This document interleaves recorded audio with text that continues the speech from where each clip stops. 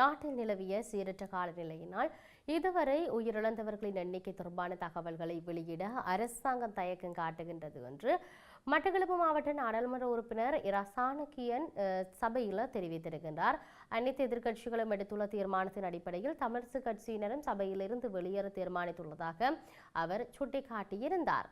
இன்றைய நாடாளுமன்ற அமர்வின் போது உரையாற்றுகின்ற பொழுது இந்த விடயத்தை அவர் தெரிவித்திருந்ததை பார்த்திருக்கின்றோம்.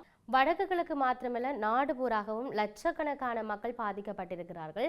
இதுவரை உயிரிழந்தவர்களின் எண்ணிக்கை விவரம் பற்றி நேற்று மாலை 6 மணிக்கு பிறகு தரவுகள் தரப்படவில்லை.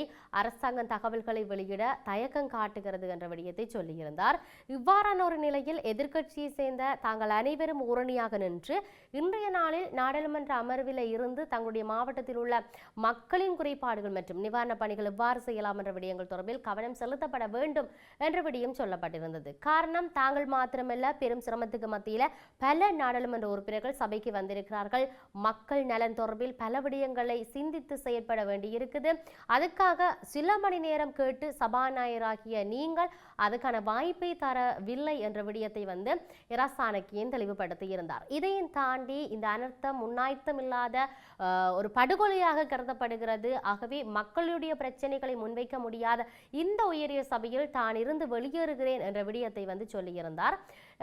இன்று காலை 10 மணியளவில் அனர்த்த முகாமைத்துவ மத்திய நிலையம் வெளியிட்டிருக்கக்கூடிய அந்த அறிக்கை சார்ந்தும் பல விடயங்களை சொல்லியிருந்தார். 355 பேர் உயிரிழந்திருப்பதாகவும் 336 பேர் காணாமல் போயிருக்கிறதாக சொல்லியிருக்கிறது. நேற்று மாலை 6 மணிக்கு வந்த இந்த விவரம் அரசினால் இன்னும் அதைவிட அறிவிக்கப்படவில்லை என்ற விடயம் சொல்லப்பட்டிருந்தது. ஆகவே இந்த நிலையில்தான் ஜனநாயக தமிழ் தேசிய கூட்டமைப்பும் சபை அமர்வில் இருந்து வெளியேறுவதாக செல்வம் அடைக்கலநாதனும் தெரிவித்திருப்பதை பார்க்கக்கூடியதாக இருக்கிறது. இதையும் தாண்டி நாட்டில் அண்மையில் ஏற்பட்ட வெள்ளப்பெருக்கு பேரழிவு தெரியும்.